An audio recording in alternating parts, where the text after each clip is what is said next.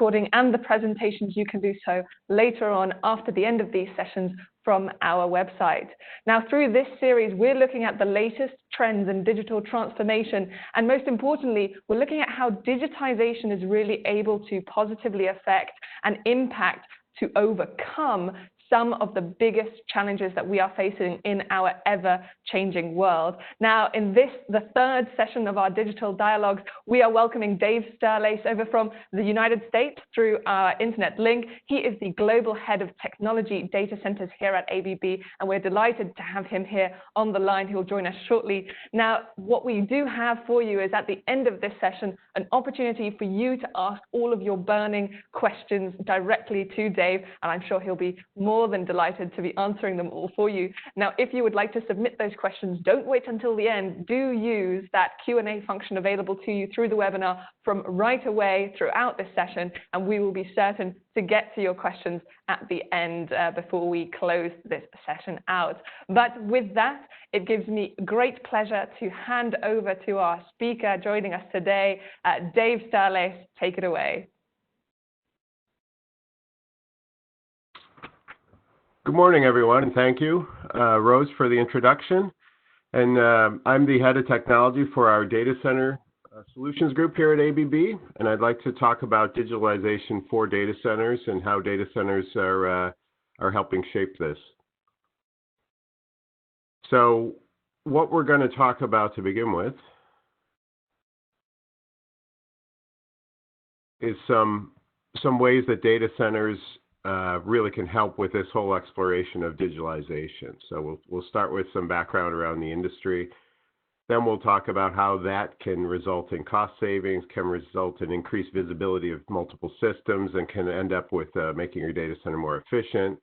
And by the learning from that data that you receive, that can give you better insight into your operations and can also allow analysis across disparate systems that was previously impossible. So to begin with, for data centers, I like to look at digitalization in this way.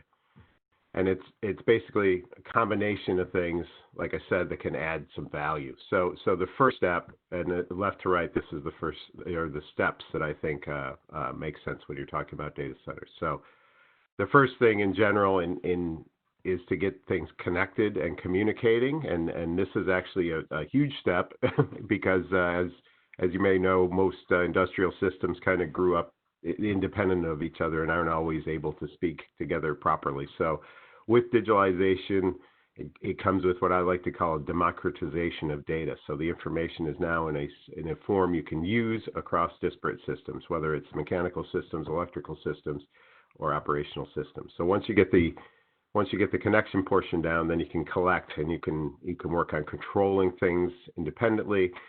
Then the next two steps are really where this digitalization really becomes powerful, and that's we can analyze and act upon that data, and that can in turn give you new ways to go about your business, give you new insight into your business. And you'll see also there's a dashed line around the whole slide. Cybersecurity, of course, once you digitalize things, cybersecurity is paramount. You really have to be aware of that. And even recently with the advances in digital communications, things like machine learning and AI, we're seeing new forms of threats like AI poisoning that's actually come in. So cybersecurity is paramount in everything we do here at ABB, and it's definitely one of the most key aspects of the whole process of digitalization.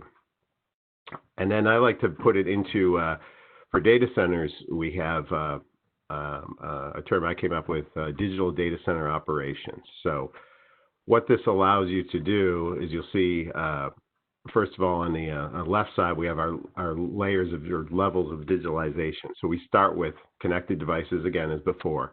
From that, you can get to the condition monitoring aspect of things.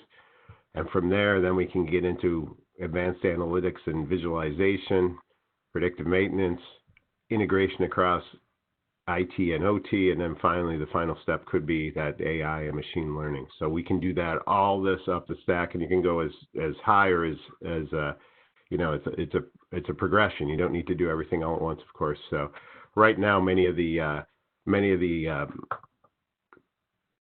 discussions around digitalization stop at the predictive maintenance, that being the final goal. And really, we think that's just about halfway up the real what possibility stack of what you can do with digitalization. And on the other side, you can see that what I'm trying to show here is, for the first time, the electrical system and the mechanical system, the two largest systems in a data center, can talk to each other. And we can either do that through our data center automation platform, and we can also do that with our edge platforms and have some cloud analytics and cloud versions of things too. So if you can run this across multiple data centers, so that's what we can do with the operation. So what about, now that we've seen that, now what can we do for some exploration and digitalization within a data center? So what we've done, first of all, is, there's many things across data centers that have changed. Certainly the current pandemic has proven how valuable digitalization is, and internet connected and being able to do things across the web. Data centers have really become a life safety portion of the world. So what's happening, what's changing? Well, the scale, of course, is going up. A lot more wireless connections. With the advent of 5G, we're going to see even more of that. Latency is very important. Obviously, if the video and vocal don't sync here, and that becomes very important. So latency drives the edge compute. So things may need to be closer to the point of consumption. Again, the cybersecurity, flexibility. So the infrastructure, we're trying to make our infrastructure scale just like the IT loads can scale. And then visibility down to the smallest possible piece of your data center. I like to use in the industry, we use a fail small paradigm. So if there's going to be a failure, it has to be at the smallest possible level. So rather than lose one row, lose one rack, rather than one rack, lose one server, rather than one server, lose one application on the server, kind of thought process there. So again, that's what we want to do. And to do that, you really need incredible insight and incredible depth into your systems. What's changing in data centers? Well, the market structure, of course, is changing. We're seeing a bit of a divergence between both very large scale and very small scale. Infrastructure, again, is polarizing. Like I said, implementation is becoming an industry. So data centers were once part of a business. Now they're actually the business itself. And then, of course, the software-driven infrastructure, everything as a service. So this really transforms how we can operate data centers in a good way, and how to do things better. ABB, of course, 100-year-old industrial company. We have a tremendous amount of experience, and in those industries, very broad base of industries, semiconductors, as I'm showing, food, bev, pharmaceuticals. We have all this knowledge. I like to think of data centers as being really the process industry of the 21st century. So similar to a pharmaceutical plant, you need to have a continuous operations. You need to have the throughput going there. If you interrupt the process, then you can have catastrophic consequences in terms of revenue, or in terms of continuity, or in terms of, if we're doing financial transactions, of course, in terms of finance. And then, so we've taken that knowledge we've gained in these other industries and applied it to data centers. So just to give you an idea, at the bottom you can see we've had 70,000 digital control systems already installed around the world, and an installed base of 70 million digital devices. And all this broad industrial knowledge has also given us a broad library of different devices we can use. So it's not just our own devices. We can go into places where people already have systems. We can get into those systems. We can talk to those systems, communicate effectively, and get those systems part of our digital infrastructure. So what is it? Let's take a look at what that means in data centers in a specific end of things. I'm going to talk about power distribution. So what does it look like when we talk about power distribution? So we've come up with something called digital switchgear. So what is digital switchgear? Well, it's basically taking an existing device. Everybody may have heard of switchgear. Switchgear is the lifeblood of the electrical system in an industrial plant, or in a building, or in a data center. So it's the main power distribution method. Big gray boxes, I like to call it. And so for 50 years, pretty much it's been very similar to what it is. Comes in, I'm going to talk about medium voltage, which is primarily where we interface with the utility company. So this will be the first electrical system as you come into a data center. What is different about it now is that instead of analog devices and analog signals, we're using digital devices and digital signals within it. So all the devices themselves, all the components are smart. All of them have this protocol, and we'll get into that a little bit and how we can take a look at it. So why would you do that? Well, it's tremendously more efficient, safer, everything else. And you can see some of the metrics here. 90% fewer wires by changing from copper wires to fiber optic cables. 30% faster delivery. I don't tell you why that is, but basically it's simpler for us to make, it's simpler for you to specify, and it can be changed on the fly. 30% less space. These new devices are actually much smaller and can take up less space in certain circumstances. 25% savings in installation and commissioning. Very efficient to put in. Part of the benefits of digitalization is that the devices themselves tell you if they're hooked up properly. So imagine installing something and it says, no, connect this wire here, that wire there. Reliability. It either works or it doesn't. It's the much more, the mean time between failures through the roof, much more efficient. And then finally, it actually less burden. Digital signals actually carry less power, and over the lifetime of a switchgear can save a tremendous amount of power that was previously just being used to control and to monitor the system. We've calculated that out to be 150 tons of CO2. So I mentioned the communications protocol, and we're not using anything proprietary. We're using something developed by the IEC. 61850 is the standard number, and it allows you to communicate digitally. This came about probably close to 20 years ago now with the advent of the smart grid, and it allows things to communicate within a framework. It's more a protocol. It's been picked up by the renewable industry, so all the devices talking to the smart grid are already speaking this language. It allows you to adapt to other, as I mentioned before, other competitive devices, things like that. Very good in terms of flexibility to adapt and change. And there's a couple layers to it, but one is communication, one is the control, and then you can get to the higher level where we go across control across multiple systems with this thing. So, and there's some terminology here that we're not really going to get into, but basically this allows you to use the Ethernet protocol. So again, blue fiber optic cables instead of copper cables, and there's 90% fewer wires. So we did an installation project where the traditional switchgear model had 2,000 wires, and our IEC 61850 medium voltage switchgear had less than 200 wires. So it's a tremendous savings in terms of that. So that can help with faster delivery.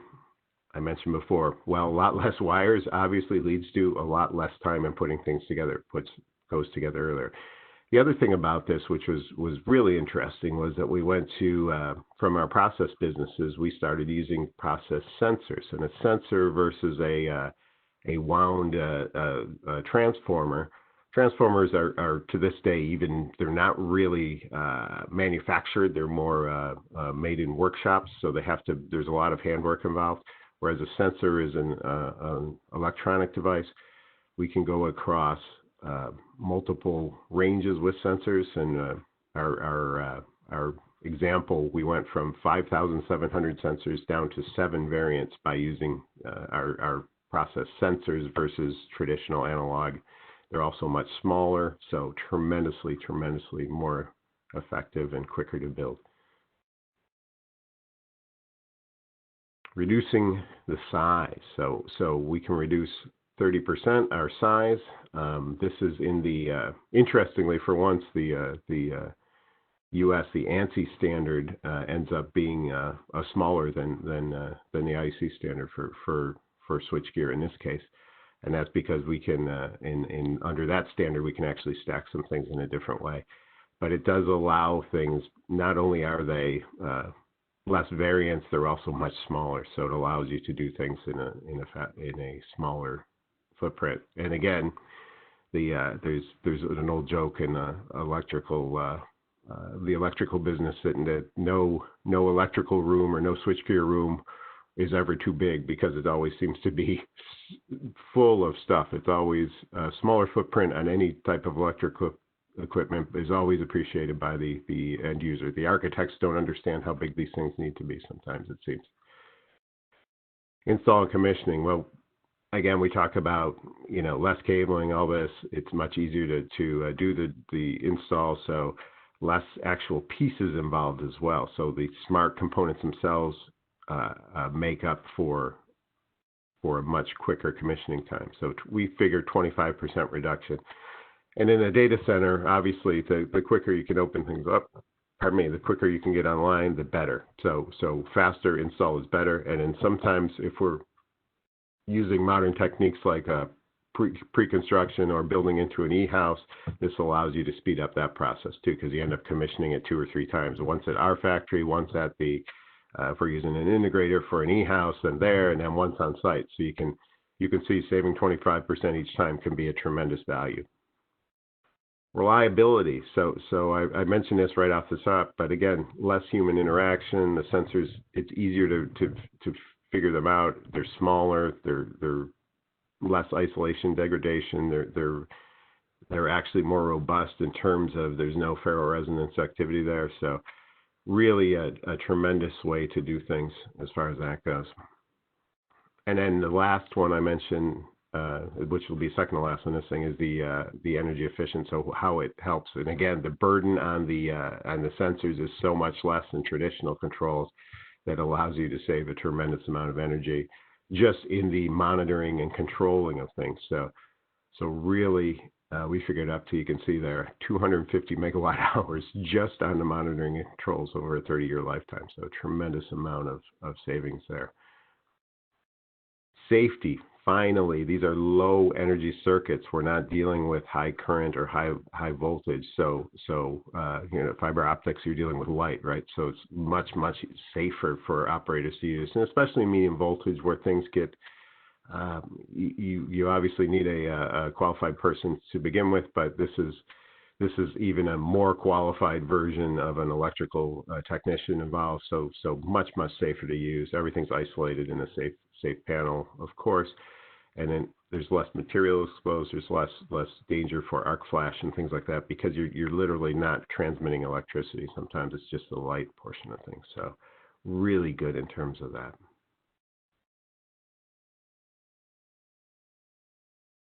And we've been using digital switchgear across the whole globe. So we do have a full portfolio. We do have a full install base across the globe. So we have worldwide references on this. So what does this do? I talked about the insight and the analysis, the final step of digital switchgear and digitalization. Well, data centers, many different systems across that: storage systems, IT, of course, power conversion, e-mobility, depending on what you're doing, multiple sources of generation, renewables, etc.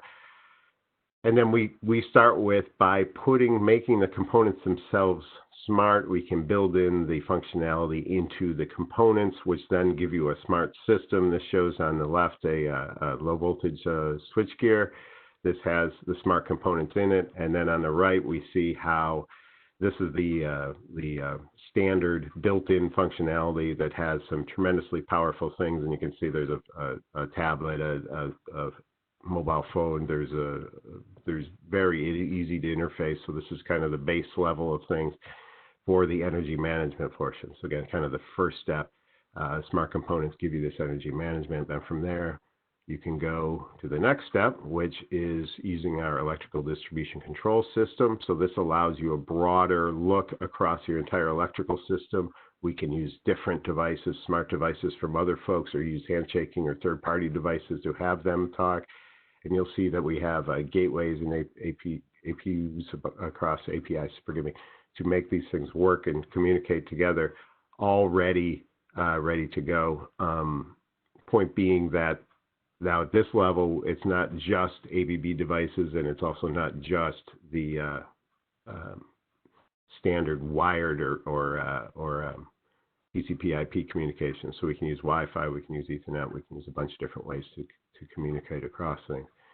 And then finally, this gets back to something I showed before, where we're going across multiple systems, where we're going across multiple disciplines, both electrical and mechanical, and seeing really the insight across the multiple systems within your data center. And that's really where we think that the power gets unlocked to this, and we can do on-site. Many data centers don't want to do things in the cloud, so we can do both on-prem, we call it on-premises, or on-site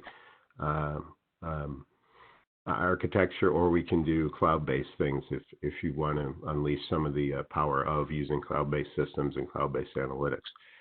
We're flexible in terms of that. And one other thing that I didn't mention that I do want to mention is that all the data is yours. You don't have to use ABBware to get the data. It's your data.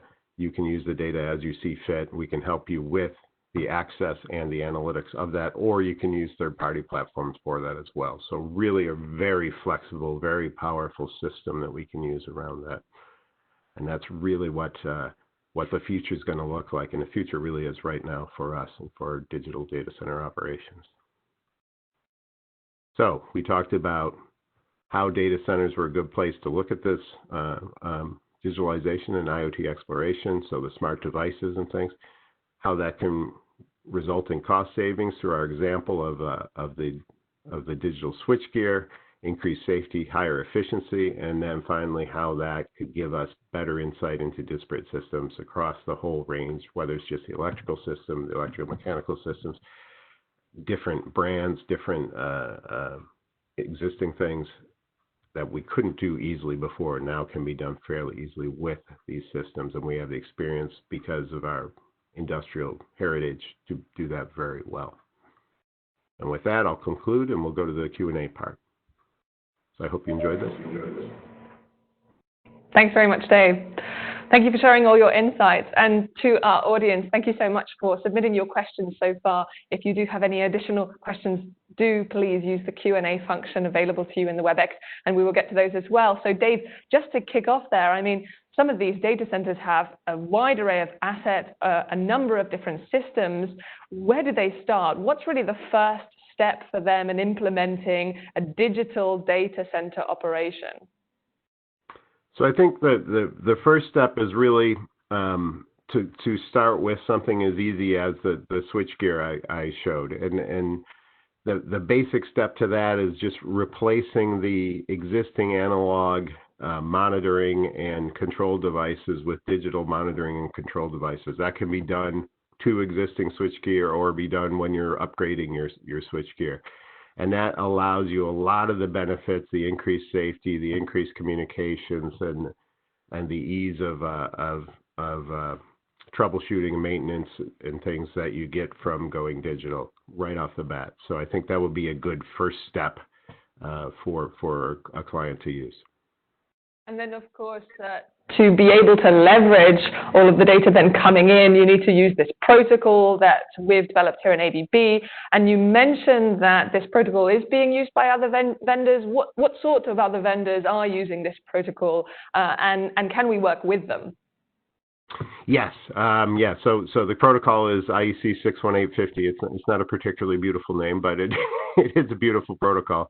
And what that means is you don't have to, you can, it gives all vendors a framework to work within and the communications framework. So no matter whose quote unquote box you buy, you'll be able to speak to it. And like I said, it's been tried in the field for literally 20 years now by utility companies when they talked about the smart grid. And when you think about what changed over the last 20 years, nothing's changed as much as the utility model of going to business with multiple sources of generation versus one big monolithic one, for example, in the past. And now things not only go from north to south, let's say from generation to consumer. They also go east and west because there's multiple little sources, the integration of renewables, things like that. So it's been a tremendous change on that side of the fence. And to make that communicate effectively, that's why this protocol was developed, and it has been working in very critical, obviously,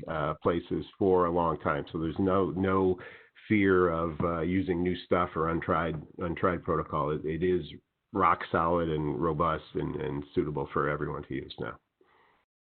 That's great to hear. So you mentioned sustainability there, and I noticed that you also talked about emissions being reduced through these solutions. Can you talk a bit about how exactly that works? How are we really impacting the emissions associated with these data centers through solutions?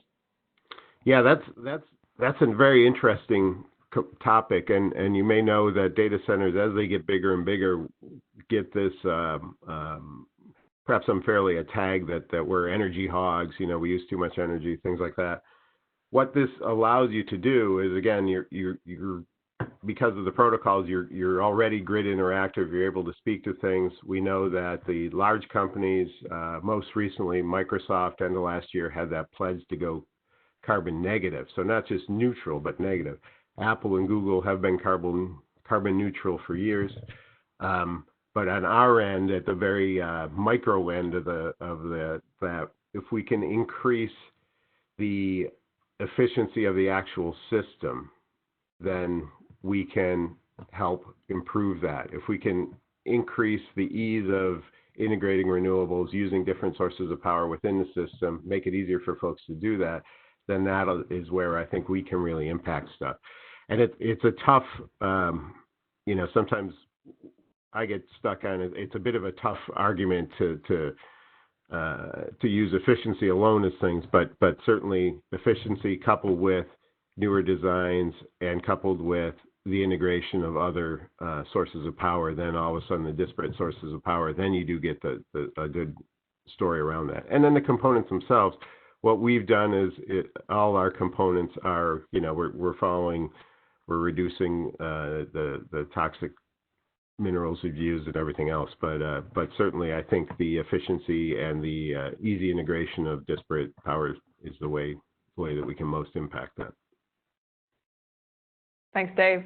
So based on that, you spoke a bit about digital automation across these complex systems. How about those customers of ours who are not hyperscale data centers? Is it really worth it for them to make an investment in digital automation, or would you say that's only really relevant for the hyperscalers? Yeah, I think that's a great question, because when we talk about this and people see the fancy slides and they think, oh well, this is great if you're Google or Microsoft or somebody. But the truth is that we work with telecom companies and actually very small applications, and we've done these on 2 or 3 rack systems. So actually very small, not megawatt size, not hundreds of kilowatt size, literally tens of kilowatt size. So very small loads can still benefit from all this. And again, it depends on what you want to learn from it, but it is easily scalable, and that's really the point. And did you say you were able to achieve really tangible results even at that sort of micro scale, or was it just about convenience of automation in those cases? Well, the part of what we were doing was to integrate into an existing building management system. So just the visibility and the communication was certainly a very tangible result. But it did also allow us to improve the operations, did also allow us to improve some of the control around things. So yeah, there's definitely benefits to it, even at a small scale. Fantastic. We've got a question from the audience here. So what is the status of DC power distribution for data centers at the moment? So DC power is still it's being talked about a lot, and I'm involved in many discussions across the industry with folks in DC power. There's a bit of